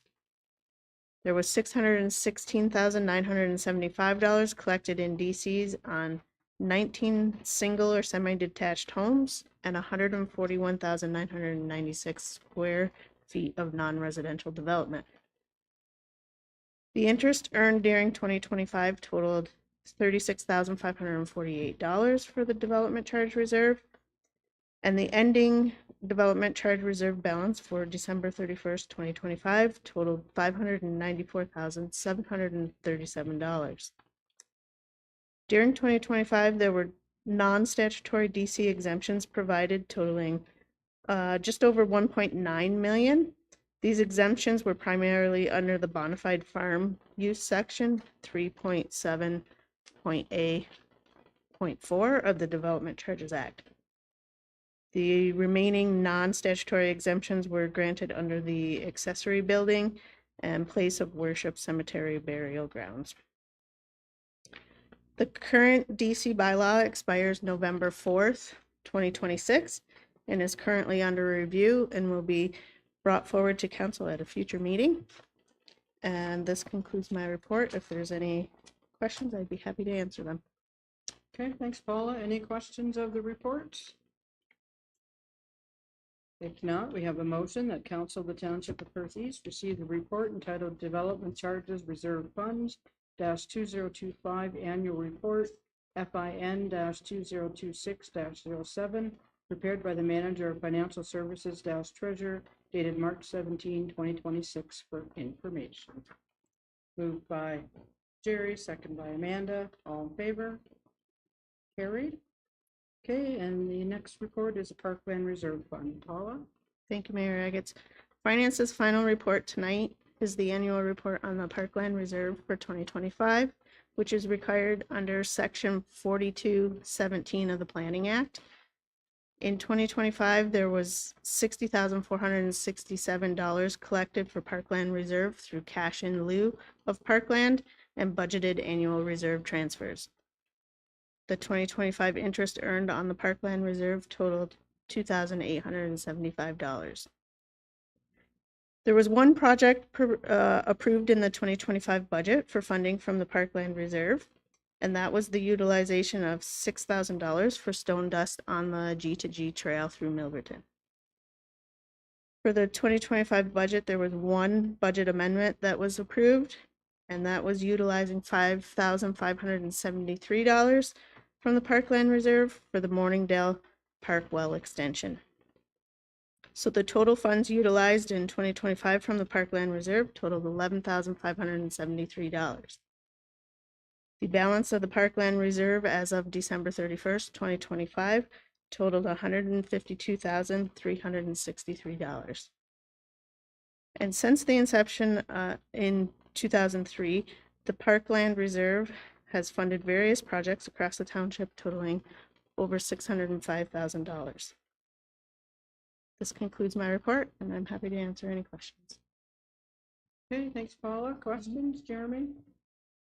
Dog park. Where did that money come from? I thought it was Parkland for some reason. Through the mayor, that's from the DC fund. You? Paula, in the list of where all the money's gone and stuff like that, there's Milverton, Mornington, and then there's Milverton/Mornington. Could you tell me about the story, if you know? I don't know that off the top of my head, Deputy Mayor, but I can look that up and get back to council on that. Yep. Okay, any other questions? If not, we have a motion that Council of the Township of Perth East receive the report entitled Parkland Reserve Fund -2025 Annual Report FIN -2026-08 prepared by the Manager of Financial Services / Treasurer dated March 17, 2026 for information. Moved by Andrew, second by Bob. All in favor? Carry. Okay, thanks, Paula. We'll move to Public Works, and our first one is tender results drag lining. Jake, the floor is yours. Thanks, Margaret's. First one tonight, tender results for our annual gravel production, the drag lining and transfer within the pit. We only had a single bid this year, unfortunately, but it is the contractor we had to carry out the work last year. Staff were satisfied with what they did. There was an increase at the estimated hours, approximately 100 hours, which is what we kind of use as a benchmark. Cost is about 13% increase from last year. We still think it's a fair market price, but we are going to consider splitting the transfer and the drag lining component of this tender up next year. Whether or not it will improve competition is to be determined, but at the end of the day, what's proposed here is estimated to be within budget. Happy to answer any questions on this one. Okay, thank you. Questions of the report? Seeing no questions, we have a motion that Council of the Township of Perth East receive the report entitled Tender Results PW-2026-02 Drag Lining, Load and Transfer, PUB-2026-10 dated March 17, 2026, prepared by the Manager of Public Works for information, and further that Council award the tender PW-2026-02 for drag lining and transfer services at the Township Gravel Pit to A.J. Martin and Sons Limited for the tendered mobilization price of $7,535, drag line hourly rate of $423 per hour, and rock truck hourly rate at $229 a unit, exclusive of HST. Need a mover and a seconder. Moved by Amanda, second by Hugh. All in favor? Carried. Okay, and the next report is Housing Enabling Water System. Jake? Thanks again, Margaret's. The second report tonight is regarding another transfer payment agreement, excuse me, with the Minister of Infrastructure relating to some funding from the province. This fund, as the mayor mentioned, is the Housing Enabling Water Systems Fund. It's been somewhat of a long road to get to this point here today.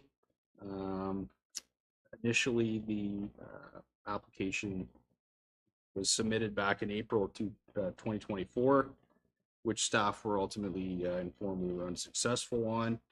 There was a second intake that opened up in the fall of 2024, to which we resubmitted the application related to the force main twinning project here in Milverton. At that point in time, we had included the project in the capital budget for 2025. And it was not until August of 2025 that we were informed that we were successful with the grant application.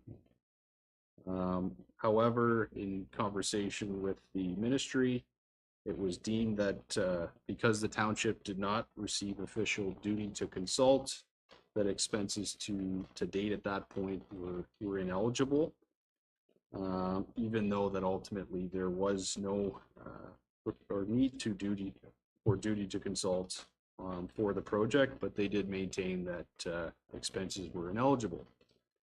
So following some back and forth with the ministry, they offered the township to revise the scope of the project with the condition that it had to closely align with the initial project.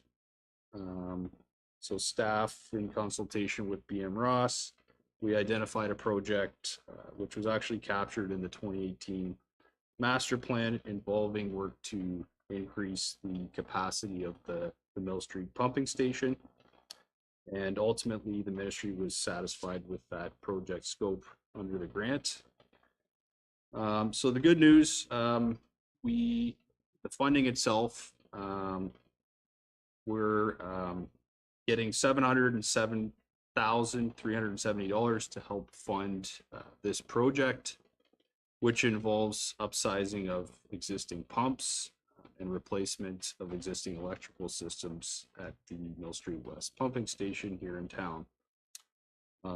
The overall cost for that project is conservatively estimated by BM Ross to be $1.5 million. So there would be a municipal contribution of just under $800,000 required. But it is also anticipated that staff are going to capture this difference in the township's development charge update, which Paula spoke to, is coming in the near future. So as such, it's a great opportunity for the township to get some provincial funding. This is a project that, in order to facilitate some future development, is going to be necessary in the near term. And this project is anticipated to occur in 27 and into 28, so it's not immediate. But if there are any questions on this one, I'll try to answer those. Questions of the report?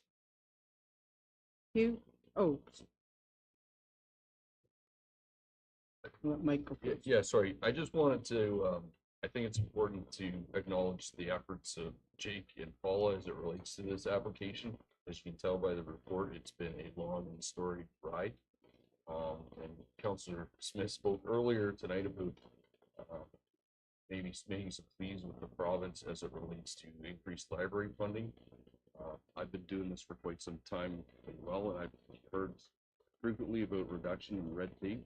This application and this process is the complete opposite of a reduction of red tape. So if you get a chance to be in the ear of provincial the elected folks, please encourage them to keep working to reduce red tape, because we would appreciate it. Okay, you? Yeah, Jake, like when you make these, fill these forms and that stuff out, that duty to consult, wouldn't that be in the forms? Like, would they not tell you up front that you had to do that? Or like you Through figure that out the yourself? mayor, yeah, it is in there. It's not well defined within the funding guidelines, so to speak, but it's also not a process that I've been through in my experience to date. But in the future, if there's something we're confident in terms of getting funding for, the duty to consult will be something we'll get ahead of and make sure it's done prior to any project start. Okay, anyone else? I too want to thank both of you for all you've done to get this and to keep after it, right?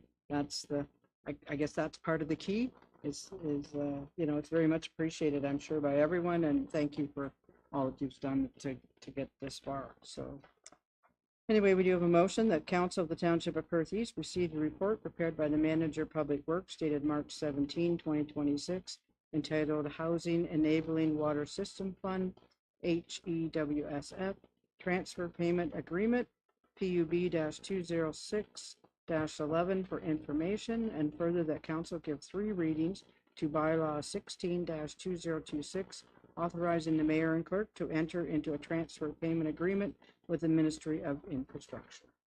Need a mover and a seconder for that. Moved by Jerry, second by Bob. All in favor? Carried. Thanks, Jake. Now we'll move to building bylaw enforcement and renewal of RSM building consultant service. Wes, the floor is yours. Thank you, Mayor Agates. Yeah, as mentioned in the background, this is a housekeeping matter for the renewal of the RSM Building Consultants Service Agreement. They've been with us, Perth East, for 15 plus years, starting 2006. And also mentioned there is that it is a complement to staff, and with their service, we're positioned to manage any project that comes our way, including large industrial type buildings and unique residential builds that are larger scale. Happy to answer any questions. Okay, thanks, Wes. Questions of the report? Oh, you? I might have missed it, Wes, but for how many years is this for? The agreement, I believe, I have to look.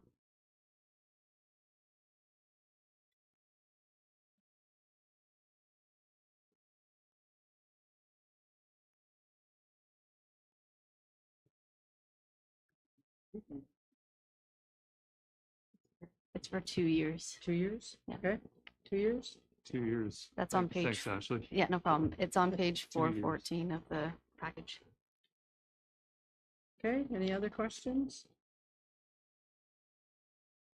Seeing none, we do have a motion that Council of the Township of Perth East receives the renewal of RSM Building Consultant Service Agreement Report, CBO-2026-04, prepared by the Chief Building Official dated March 17, 2026 for information, and that Council approves the service agreement dated March 17, 2026 between the Township of Perth East and RSM Building Consultants, and that Council give 3 readings to bylaw 14-2026 to authorize the mayor and clerk to enter into a service agreement with RSM Building Consultants and repeal bylaw 28-2017, and that council give 3 readings to bylaw 15-2026 to appoint RSM Building Consultants as the building officials to the Corporation of the Township of Perth East and repeal bylaw 42-2021. We have a mover and a seconder for all that. Moved by Amanda, second by Jeremy. All in favor? Carried. Thanks, Wes. Okay, we have nothing from Parks and Recreation and Community Services. Under Fire, we have the Perth South Fire Service Agreement, which was amended. Bill, the floor is yours. Great, thanks, Mayor, Council. The report before Council this evening presents a further proposed update to the Fire Services Agreement between Township of Perth East and the Township of Perth South. Council will recall that at the March 3rd, 2026 meeting, consideration of the revised agreement was deferred in order to include the formula used to calculate Perth South's portion of the fire levy. Perth South Council addressed the agreement in a similar manner at their March 3rd meeting. Following those meetings, staff have prepared a new Schedule B outlining the financial calculation methodology, and Section 11 of the agreement has been updated to reference that added schedule. The new Schedule B has been reviewed with the Perth South CAO and Treasurer and have met their approval. The complete agreement would be presented to Perth South Council again on April 7th, and I would gladly answer any questions. Okay, thanks, Bill. Any questions of the report? Not, we have a motion that Council of the Township of Perth East receive their Perth South Fire Service Agreement amended FIR-2026-07 report prepared by the Manager of Fire Services / Fire Chief dated March 17, 2026 for information, and that council give 3 readings to bylaw 10-2026, being a bylaw to enter into a fire services agreement with the Township of Perth South and repeal bylaw 64-2014 and 29-2015. Need a mover and a seconder. Moved by Amanda, second by Hugh. All in favor? Okay. Thanks, Bill. Okay, we're moving to correspondence. We have 3 items of correspondence. First one being the Shakespeare and Community Athletic Association about their annual field day and fish fry, which is going to be held on June the 13th. They have a route prepared for their parade. Is there any questions on any of that? If not, we have a motion that Council of the Township of Perth East receive the correspondence from the Shakespeare and Community Athletic Association dated March 17, 2026 regarding requests for temporary road closure for the 78th Annual Field Day and Fish Fry for information. That council approve the parade route for the 78th Annual Field Day and Fish Fry, beginning at Thompson Street, north on Gull Street, east on William Street, William Shakespeare Street, south on Byron Street, west on Andrew Street, north on Treshelle Street, west on Fraser Street, and south on Gull Street, to ending at the Shakespeare Optimus Hall in the community of Shakespeare on Saturday, June the 13th, starting at 1 p.m. in order to accommodate a parade sponsored by Shakespeare and Community Athletic Association. And further, that the event organizers provide sufficient volunteers necessary to control detoured and rerouted traffic. And further, that the certificate of insurance state that the corporation of the Township of Perth East and the County of Perth be added as an additional insured, but only with respects to their interest in the operation of the named insured. Okay, we need a mover and a seconder for all that. Moved by Hugh, second by Jerry. All in favor? Carried. Okay, the second item is from Tracy Dow from the Sparks, Embers, and Girl Guides and Pathfinders. They wish to camp in the Morningdale Park from May 29th to 31st. Hope they have nice weather. Not my idea of fun, but anyway. Any questions on that report? Good for them. I have a motion that Council of the Township of Perth East receive the correspondence from Tracy Dow, Unit Guider, First Sparks, Embers, Girl Guides, Pathfinder, Unit Milverton, received March 2026 regarding the request for approval for the use of Morningdale Centennial Park from May 29th to May 31st, 2026 for information, and that council approved the request from Tracy Dow allowing for the First Sparks, Embers, Girl Guides, Pathfinder, Unit Milverton to use Morningdale Centennial Park on the requested dates for the purpose of camping, and that the certificate of insurance state that the corporation of the Township of Perth East be added as an additional insured. We have a mover by Jeremy, second by Andrew. All in favor? Carried. Okay, and our third request tonight is from Kathy Steckley in regards to a saved end-of-the-line dog rescue request for a special license. Anyone have comments, Jeremy? So I can't exactly recall what we did in the past. Kathy came to us with a request to foster some dogs, and we made a small bylaw change that allowed 2 extra dogs to foster. Can you elaborate on that, Wes? Yeah, so council passed a resolution actually February 21st, 2024. So we didn't actually change the bylaw. We just had a workaround for it. The original request was denied because they didn't have the zoning in place to have a kennel. So that was the history. And then if you look at the report from February 21st, 2024, in paragraph 3 of the background, the Perth East bylaw staff, we worked very diligently to educate the public, enforce kennel bylaw to reduce the amount of unlicensed kennels. So we were asking back then that there be requirements associated with foster dogs that would prevent any circumvention or violation of the kennel bylaw. So then Ashley and I created the application for dog fostering that permitted 2 additional dogs regardless of the zone that it was in. So you could be in a residential zone and foster 2 dogs in addition to the 2 dogs you're permitted in Perth East, to a total of 4. So basically that made, I did a little bit of searching in other municipalities, but it basically made us the only municipality in Perth County with a formal foster dog framework. Nobody else has that except us. So my recommendation is we stick to what's already permitted. But we'd be gladly able to put a report together that would explain that. Is there anywhere else outside of Perth County allowing differences in fostering dogs than what we're doing? Do we know? I only looked at Perth County. I haven't looked at elsewhere. But I know the concern was that it is opening the door for unlicensed kennels. And if my report, actually I had a report in correspondence for the bylaw activity between 2023 and 2025.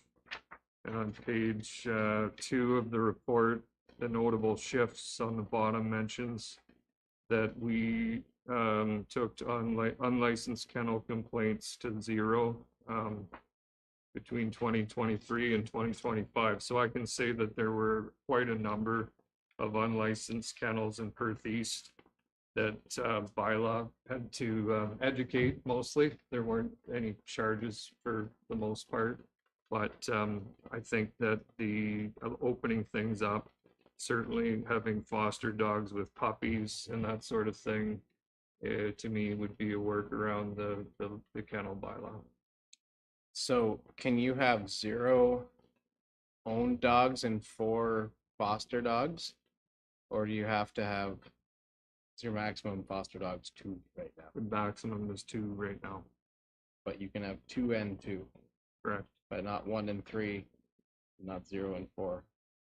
Correct. But 4 dog tags. 4 dog for the tags. 4 dogs, yeah. Okay, you? Yeah, it's this lady. But because of the setback in our zoning Oh, yeah, bylaw, yeah. she's not permitted to have a kennel. Yep. So the first part of her request wouldn't be permissible. She wouldn't be allowed to have a kennel because of her proximity to the settlement area. Neighbors. Correct. Andrew? Thank you, Mary. So what's the alternative if people aren't doing this? Is it Humane Society or where do the dogs end up? Yeah, so that's a good question. So yeah, the answer is the Humane Society, the Stratford and Kitchener Humane Society, where I understand there is capacity, and so. Okay, Amanda? Where I looked up this shelter place that she referenced, it's in Brantford. So the end of the line dog rescue, if you Google it, it's in Brantford.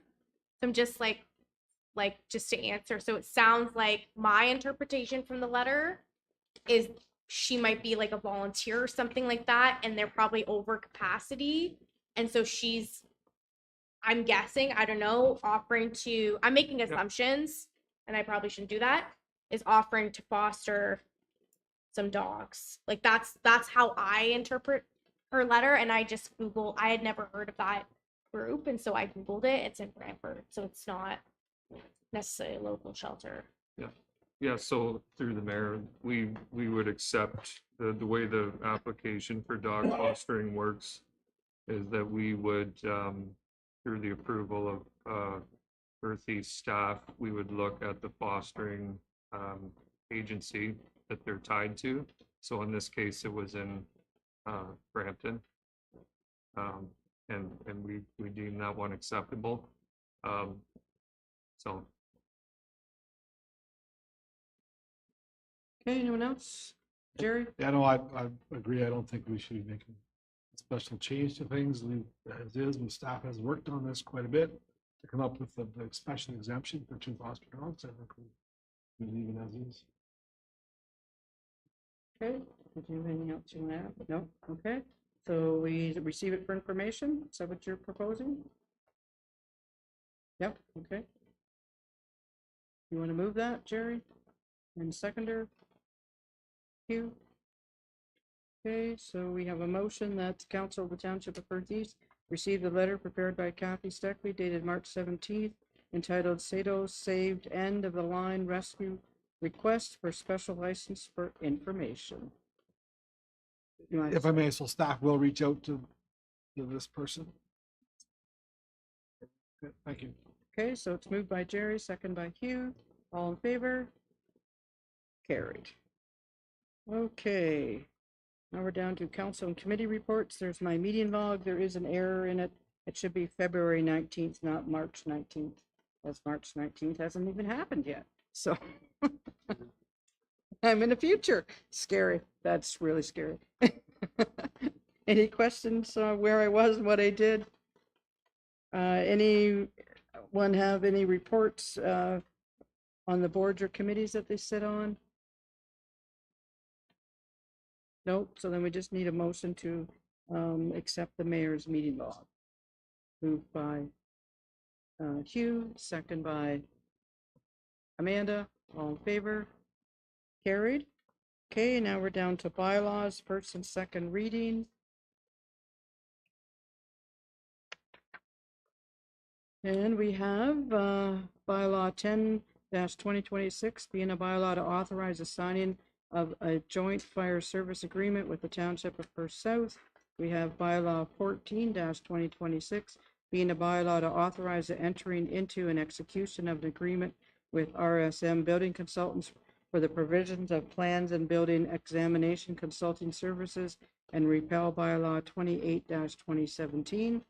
We have bylaw 15-2026 being a bylaw to appoint building officials under the Building Code Act for the Corporation of the Township of Perth East. We have bylaw 16-2026, a bylaw to authorize entering into an agreement with His Majesty the King and the right of Ontario as represented by the Minister of Infrastructure for a housing enabling water system fund transfer payment agreement. And we have bylaw 222-2024 being a bylaw to amend bylaw 30-1999. Is that the road one? Okay. All right. So then that these bylaws listed above be read a first and second time. Moved by Bob, second by Amanda. All in favor? Carried. Okay, and then third and final readings. We have bylaw 10-2026, a bylaw to authorize the signing of a joint fire service agreement with the Township of Perth South. We have 14-2026, a bylaw to authorize the entering into an execution of an agreement with RSM Building Consultants for the provision of plans and building examination consulting services, and repeal bylaw 28-2017. We have bylaw 15-2026, a bylaw to appoint building officials under the Building Code Act for the Corporation of the Township of Perth East. We have bylaw 16-2026, a bylaw to authorize entering into an agreement with His Majesty the King and the right of Ontario as represented by the Minister of Infrastructure for a housing enabling water system fund transfer payment agreement. And we have bylaw 101-2026 being a provisional bylaw for the Roath municipal drain, and that the bylaws listed above be read a third and final time. Okay, moved by Hugh, second by Amanda. All in favor? Carried. Okay.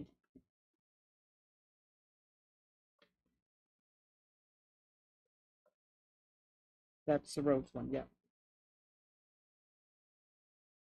It was, yeah.